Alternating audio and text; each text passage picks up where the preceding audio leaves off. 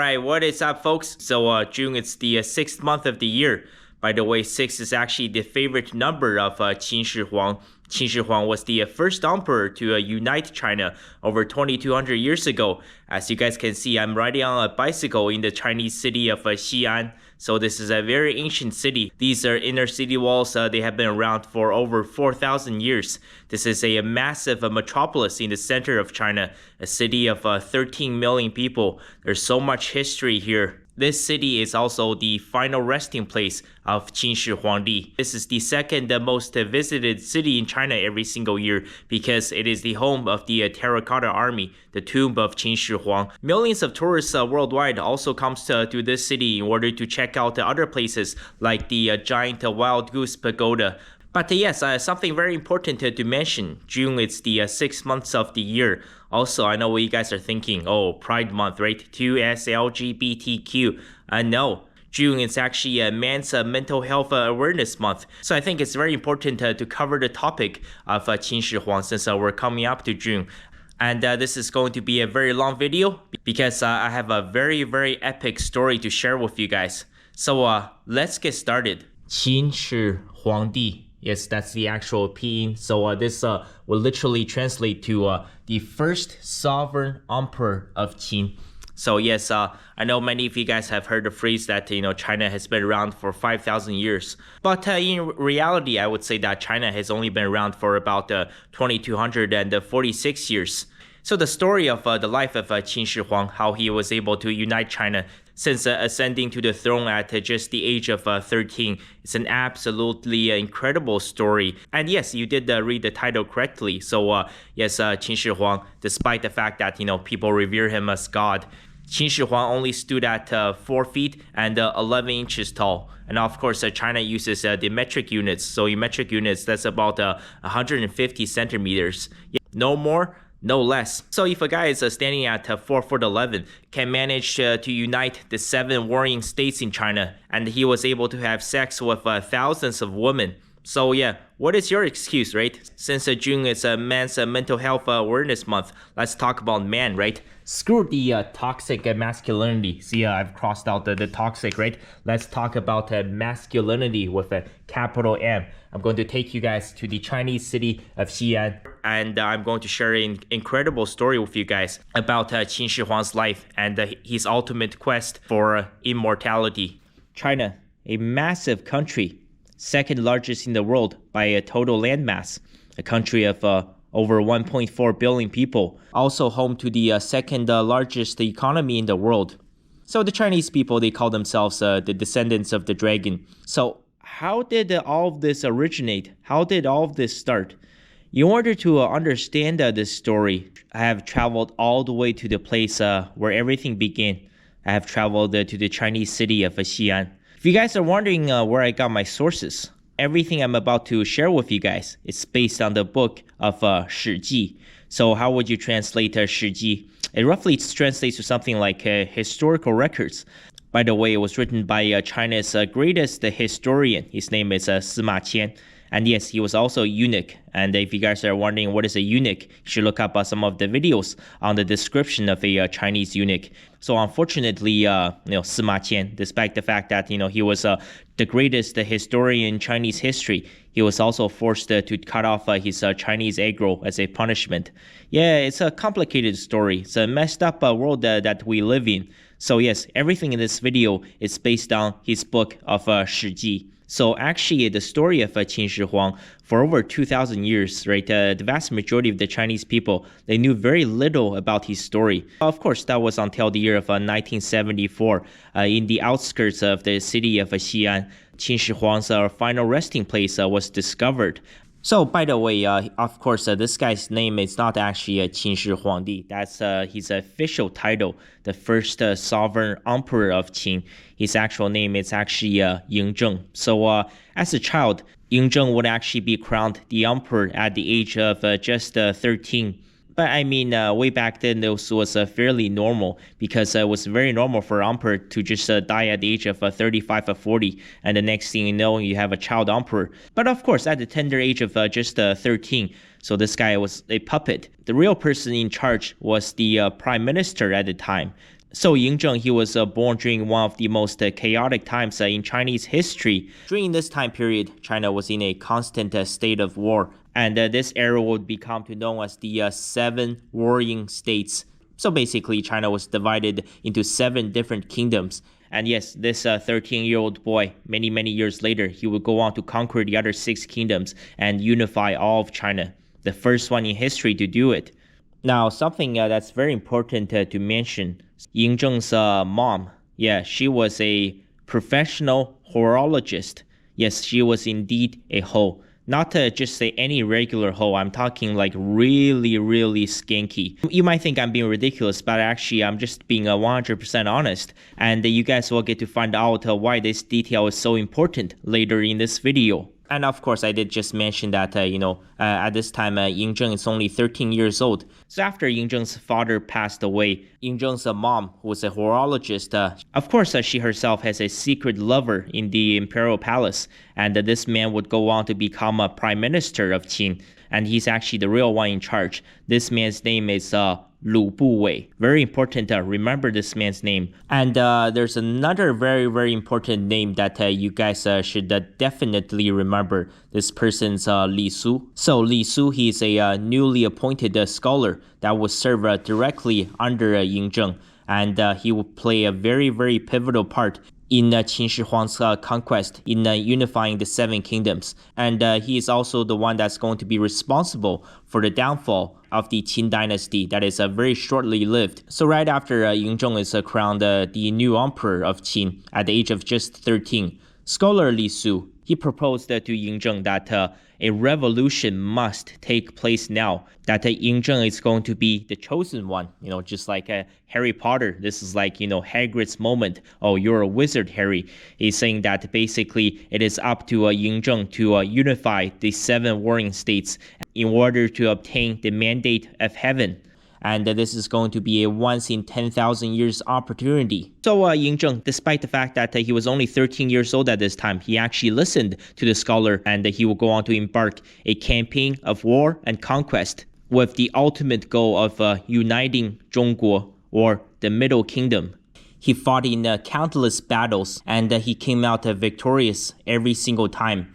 Now I'm going to fast forward the storyline a little bit, or this video is going to be 2 hours long. Basically, Ying Zheng would return to the Qin palace after 9 years of war and conquest, and he returned as a hero.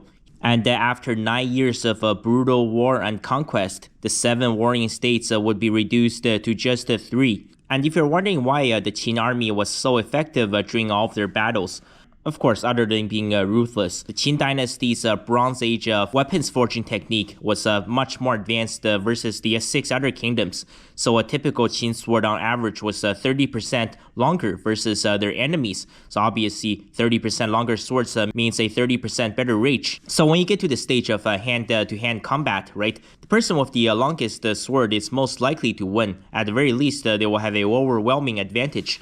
Also, if you guys want to look at this weapon, so this is a replica of the quick trigger bow and arrow that the Qin army used. And this thing was made over 2,200 years ago, but it was extremely effective, mainly due to the quick trigger mechanism. So this thing can fire arrows at a very rapid pace. So, a very simple example is that imagine if you're in a battle, right? If your enemy can only fire 1 arrow for every 10 seconds, but if you can fire an arrow for every 3 seconds, then yes, you're definitely going to kill your enemy first before your enemy can reach you. So to put it simply, right, the reason why the Qin army was so effective was because, they were more advanced technologically. They had better weapons. They had better forging techniques. So in 237 BC, Ying Zheng returns to the Qin royal palace after 9 years on the battlefield.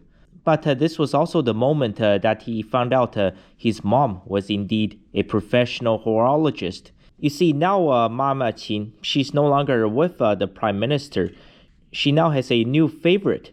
And this guy, by the way, it's a eunuch. His name is Lao Ai. But wait, so how can she be in love with a eunuch? This guy doesn't have a Chinese egg roll, right? What is he doing, like fingering her every single night? Or actually, this is where things take a major twist. So Lao Ai is actually a fake eunuch.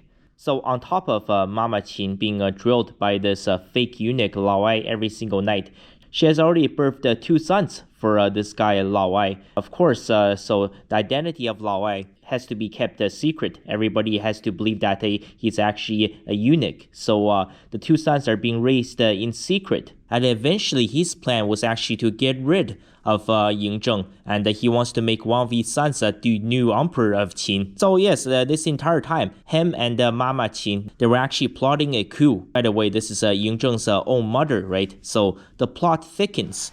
But you see, Ying Zheng is not stupid. I mean, after all, he is the chosen one, right? To reunite the 7 warring states under one kingdom. Of course, Ying Zheng, he had his own suspicions, so he bribed the other eunuchs in his mom's inner circle. And of course, he will find out the truth.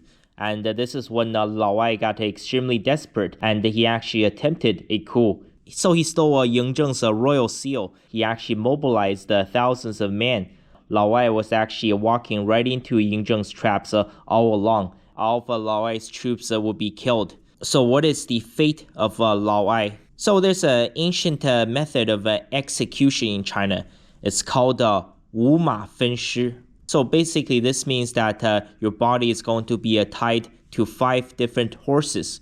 Of course, 1 to the head, and 1 for the left arm, 1 for the right arm, 1 for the left leg, and 1 for the right leg. And on the signal, all 5 horses will run in 5 different directions.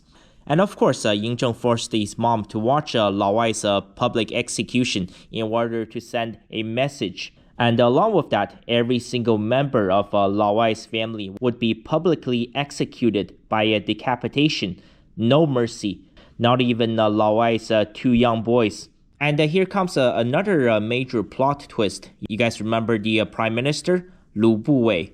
So Lu Buwei was actually also part of the coup. He had plans for all of this the entire time, along with Mama Qin, along with Lao Ai. But at the very, very last moment, right before Ying Zheng was about to give out the order for the execution of Lu Buwei, he revealed to Ying Zheng that, "Son, you can't kill me because I am your father." And at this moment, Ying Zheng is like, "No!" So yes, indeed. So the Prime Minister Lu Buwei, who was actually, the one that's really in charge ever since Ying Zheng was crowned the emperor at the age of 13, right? And his affair with Ying Zheng's mom, they go way, way, way back. So he's the actual biological father of Ying Zheng, who would later go on to become Qin Shi Huang. So as you guys can see, this was a very chaotic time period back in China. So Ying Zheng, he was born to a pretty insane family. But at the last moment, after the truth was revealed, so Ying Zheng showed mercy. Instead of execution, Lu Buwei was sent into exile. But Lu Buwei would go on to commit suicide less than 1 year later. Maybe Qin Shi Huang's family storyline actually inspired the 1980 film Star Wars Empire Strikes Back. So as you guys can see, right, there's a reason why female sexual promiscuity throughout the human history in any civilization was never ever allowed. Because this is what happens when you have a female sexual promiscuity. Things will get very, very complicated. Anyways, that's the end of Lu Buwei. That's the end of Ying Zheng's mama, who's basically a 100% professional horologist. That's the end of the fake eunuch Lao Ai. Let's talk about, uniting the 7 kingdoms. So the year is 227 BC. And it does seem inevitable at this point. At some point, Ying Zheng is going to come out victorious, and he is going to unite the 7 kingdoms within just the next few years. But the kingdom of Yan, knowing that they're next on Qin's war and conquest, they have a plan. They would send 2 diplomats to the Qin royal palace, and along with 2 gifts, a map of the Qin dynasty's conquest, and also a severed head of a rogue Qin general. But of course, this was a suicide mission. Both of these people, they're not diplomats, they're assassins. But at the very last moment, one of the 2 assassins, he actually suffered from stage fright. So basically, he was pissing his pants, and he had to back away before he could enter the Qin's royal palace. I mean, this was a suicide mission after all. He just didn't have the balls. But the other assassin, as he was rolling out the map in front of Ying Zheng, he revealed a dagger, and then chaos assumes. And ever since Lao Wai's attempted coup, Ying Zheng actually became extremely paranoid. And so all of the guards in the royal palace, they were all unarmed at this point, and they were all very, very far away from him. So at this point, Ying Zheng had to defend himself because none of the guards had any weapons. But I mean, he's the chosen one after all. Do you guys really think that it would be so easy to kill Ying Zheng? He had been on the battlefield for the past 9 years. So while he's being chased by this assassin with a dagger, he posts out his epic Qin sword. And remember, right, the Bronze Age forging techniques, the Qin sword, on average, they're 30% longer versus the swords of other kingdoms. He basically shouted to the assassin, look, my sword is bigger than yours. Then he killed the assassin. The assassination would go on to fail. But from this moment on, right, so Ying Zheng's his paranoia will reach a new peak, and he became so afraid of death, and he was so obsessed with achieving immortality. It is also believed that it was around this time period that he started to develop bipolar, schizophrenia, and also dissociative identity disorder. So yeah, he was suffering from a lot of mental illnesses at this time period. The 9 years of conquest, the killing, the deaths, not just in his current life. He's also worried about his enemies in the afterlife. So this is when Ying Zheng came up with a new plan. That is, of course, the Terracotta Army. Over 8,000 terracotta soldiers built in order to protect him in the afterlife. Each soldier stood at roughly 180 centimeters, or 5 feet 11. Now, these soldiers are absolutely massive when you consider the fact that, this was 2,200 years ago, and Ying Zheng stood at only 4 foot 11, and this was considered to be average height for the time period. So as the construction for Ying Zheng's tomb, and also as the construction for the terracotta armies waged on, it is the year of 223 BC, and now the 7 warring states, right, is down to just 2. Only the Chu kingdom remains. But however, during the Battle of the Chu Kingdom, Ying Zheng, he would suffer a massive defeat. His first loss during all of his years of conquest, really. So I mean, it's not terrible, but this only motivated him. So right after the defeat, Ying Zheng, he assembled an epic army of 500,000 men. And one of their top secret weapons, which eventually led to his victory, was the chariot with the horses in the front, and also along with his deadly crossbow. So finally, in the year of 221 BC, the 7 warring states are no more. After 16 years of war and conquest, Ying Zheng is crowned the title of the first great sovereign emperor, Qin Shi Huang at the age of just 34. And standing at just 4 foot 11. So once again, boys, what is your excuse? No, this guy is only 4 foot 11. So what's your excuse for not getting a girlfriend? Go out to the real world. Go touch some grass, drink some Kool-Aid, ask a girl out. Now we have to bring the storyline back to his sidekick, the scholar Li Su. So basically, Qin Shi Huang, he came up with this plan with his scholar Li Su. They will end the system of the feudal lords, which has caused so many wars in China in the past few hundred years. And how would you end the system of the feudal lords in China? It's very simple. By executing them all. Every single one of them, along with their family members, cutting all of their heads off.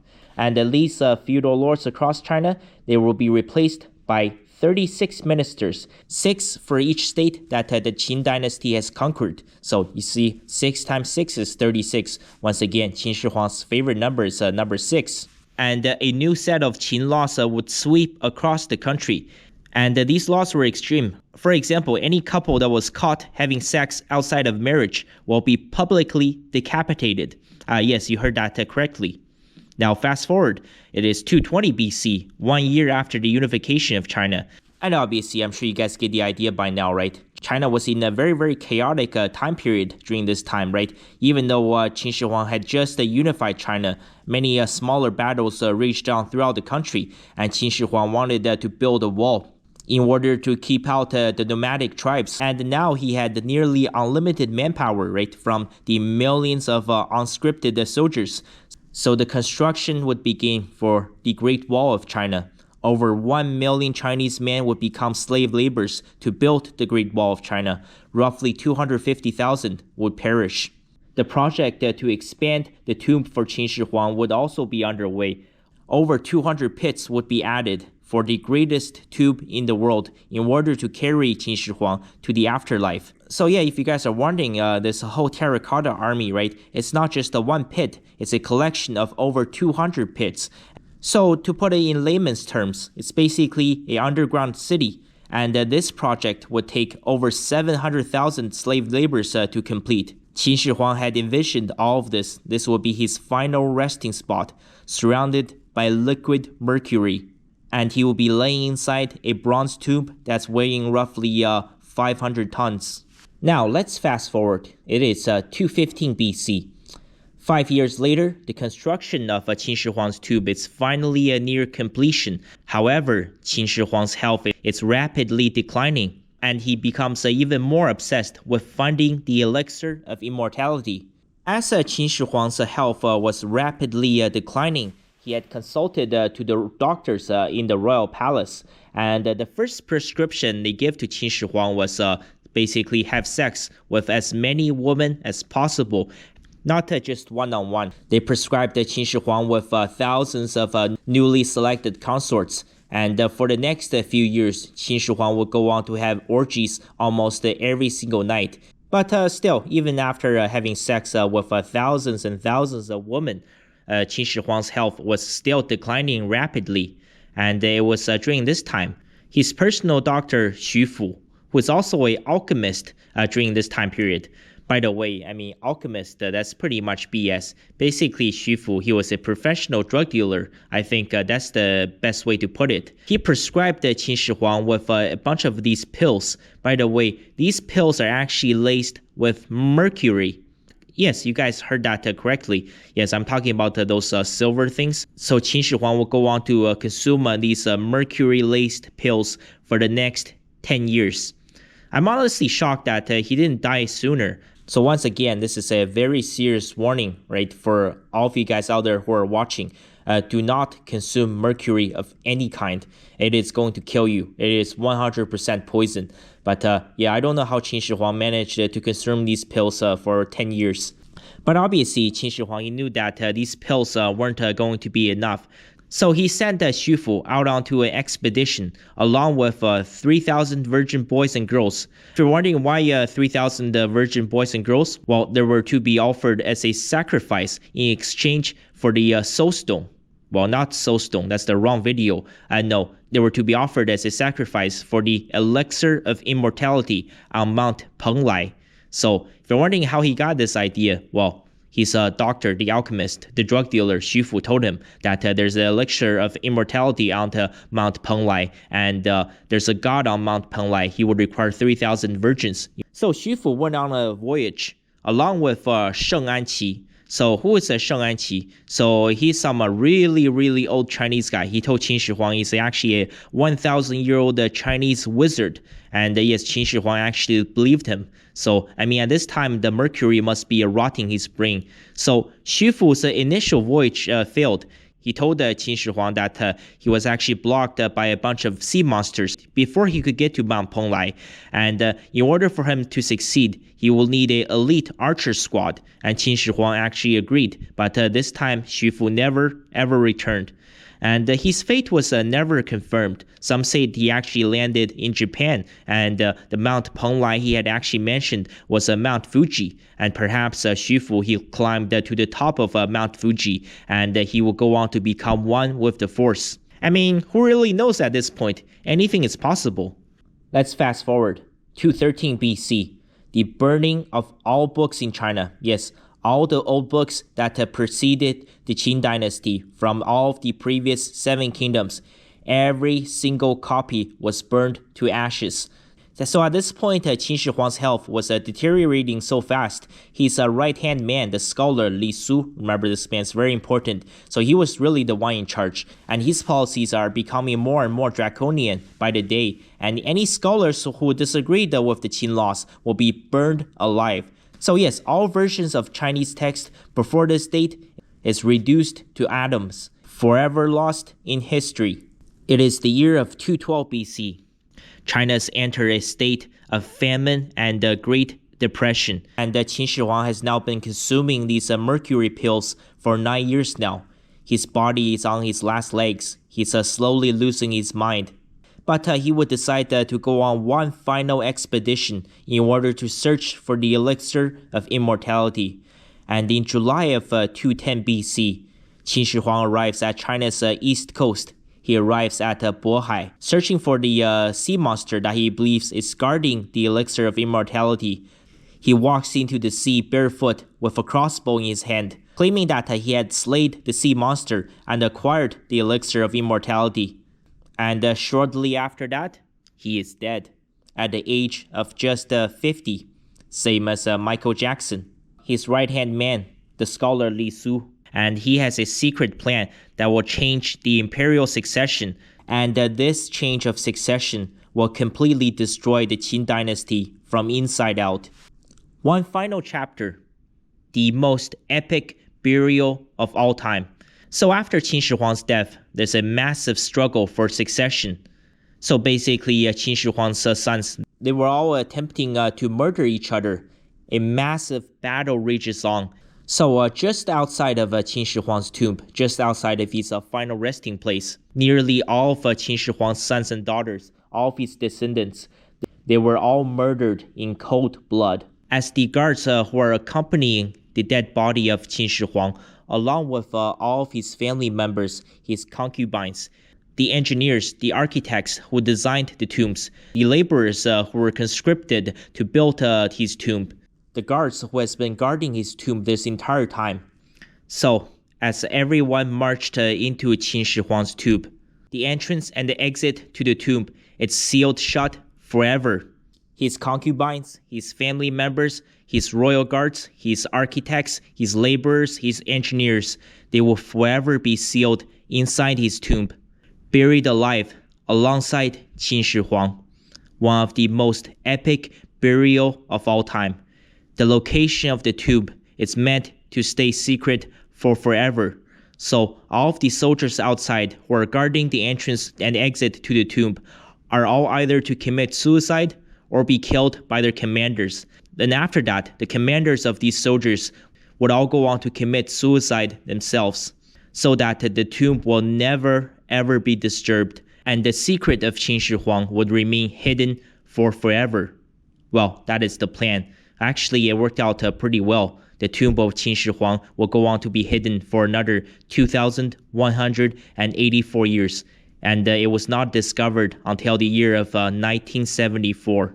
So what do you guys think? Qin Shi Huang, the first great sovereign emperor of China, was he a hero or was he a villain? Or was he the Batman or was he the Joker? Perhaps Qin Shi Huang, he really embodied that famous quote, you either die a hero or you live long enough to see yourself become the villain. Yes, I mean, obviously, he did a lot of crazy things, right? But you have to remember, right? This was during one of the most chaotic time periods in China. You have to judge people by, the time period and the circumstances that they were born, raised in, right? He was born during one of those times. If he didn't kill other people, right? Other emperors from the other 6 kingdoms would simply invaded his palace and killed him. And also you have to remember, right, his family was pretty insane to find out that actually his prime minister, Lu Buwei, was actually his real father. And also, his mom is a professional horologist this entire time. He was having an affair with this fake eunuch, Lao Wai. And the 3 of them, right, his actual father and also, the fake eunuch, Lao Wai, and his mother actually attempted a coup in order to force him to capitulate and actually kill him. So yeah, I mean, I can see why he became so paranoid and he became so obsessed with the idea of obtaining the elixir of immortality. I mean, yes, he did die at the age of 50, but I think, he was very successful in his plan because more than 2,200 years has passed. Everybody's still talking about him. In fact, in 2025, Xi'an is the second most visited city in China, not just by millions of local Chinese tourists. It's also being flooded by international tourists from all over the world. They're all interested in the story of Qin Shi Huang. They're all interested in the story of his famous tomb, his terracotta army, and unifying China, beginning the construction of the Great Wall. And once again, just one last note, just to remember, this guy was 4'11". So to all the guys out there, right, who are making all of these excuses, oh, I'm too fat, I'm too skinny, I'm too short, I don't make enough money. Quit with all the BS. I mean, Qin Shi Huang, he was a 4'11" midget. He was able to unify the 7 kingdoms, and he had sex with thousands of women. So, go out there, ask your crush out. You only get to live once, right? And you only get to be young once. So do whatever it takes to make sure that you're going to live the life that you will want to remember. Always do it on my own, so I gotta get through it. And the only thing I know is to love what I'm doing.